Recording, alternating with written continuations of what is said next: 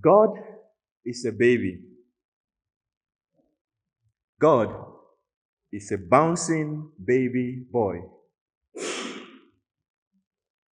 A boy born in a little manger. Merry Christmas, my dear brothers and sisters in the Lord.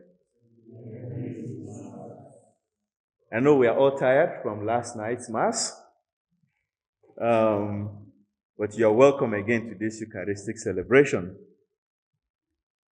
Today, as we celebrate Christmas, we celebrate the birth of Jesus. We stand in awe before a profound mystery, the mystery of the Incarnation.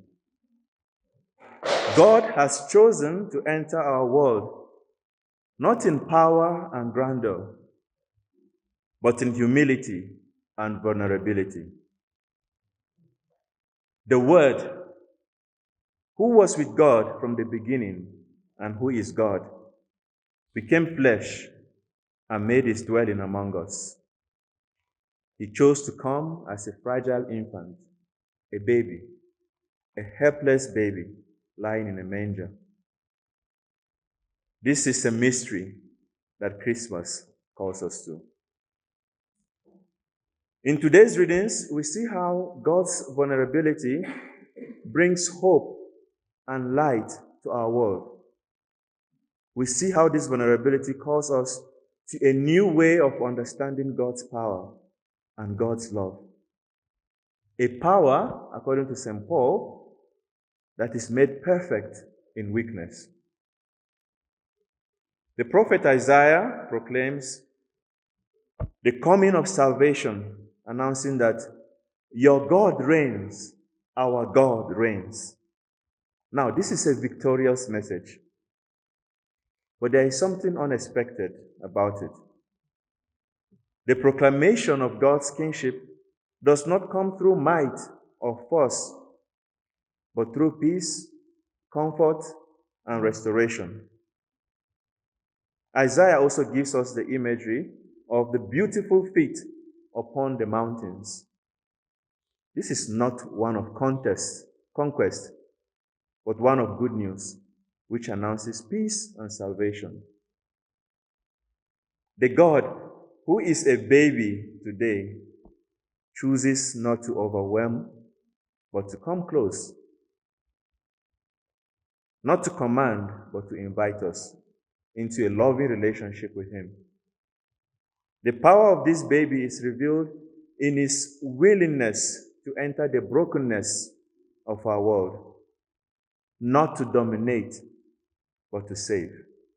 No wonder then the psalmist says that all the ends of the earth have seen the salvation of our God. This is a celebration of God's victory and God's faithfulness. The incarnation is not just for us humans, but for all of creation. And that is why the whole of creation is called to rejoice.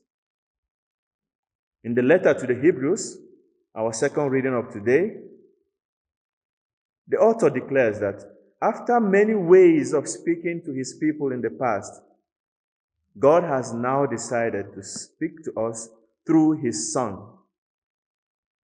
This is a definitive revelation. And it is through the Son that we come to know God fully. And this is a Son who shares in our humanity, like the baby. He enters fully into our human condition. He shares in our weakness and sufferings.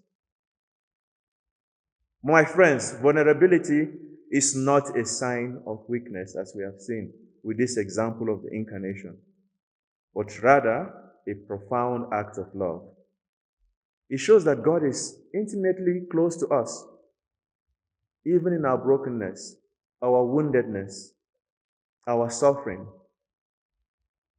The incarnation, therefore, is the divine acting in solidarity with us.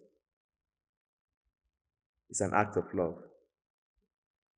The heart of today's gospel is that the Word became flesh, and that Word has dwelt among us.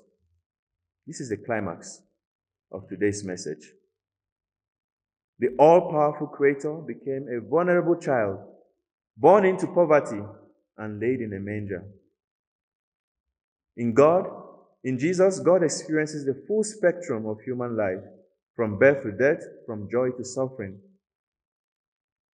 This vulnerability, which God freely embraces, teaches us profound lessons about the nature of true power, true love, and true greatness. And so, we learn a lot from this vulnerability of the incarnation. One of which is God's power in weakness. What does that draw us into? This is a call to reconsider our own understanding of power. Be it as a teacher in Hekima here, be it as a class rep, be it as a coordinator in your community. We live in a world that often equates power with dominance. But this example of the incarnation shows us that true strength actually lies in humility and love. So it's a challenge to all of us to embrace vulnerability, to recognize that we do not need to assert control in order to make an impact. We don't need to control one another just to show that we want to make an impact. We can be free and still make an impact. The second message today is that God is very present in our brokenness. And this is a source of profound hope for all of us. No matter how broken or lost we may feel, God is with us. He understands your struggles, our struggles. He walks with us through them, through the papers, through the tensions of whether do I have a vocation or not, whether will I be approved for diaconate or not, whether will I be ordained or not, can I cover my scheme as a professor or not, when am I going to publish, when will my publication be accepted?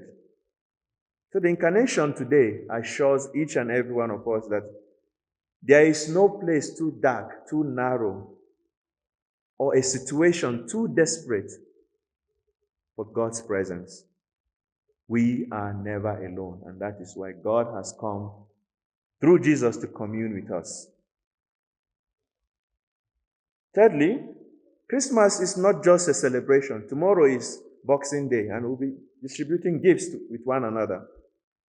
It's not about gifts, it's not about sharing, eating, going for vacations in Masai Mara, Nakuru, Uganda, and all these places, as most of you will be embarking very soon. For the hard work you have done. Christmas is a time to share. It means embracing the marginalized, caring for the poor, and loving those who are difficult to love. Those who are difficult to love. And so, in conclusion, as we celebrate the birth of Jesus, let us marvel at the humility and vulnerability of God becoming human. Let us marvel at the sight of this body, who is also God, this baby who is also God. Let us marvel at the radical expression of love in the incarnation. Let us marvel at the miracle that true greatness is found in compassion, in humility. Let us marvel that true strength is revealed in compassion, and that true presence is found in being with others, even in their struggles and even in their lowest points.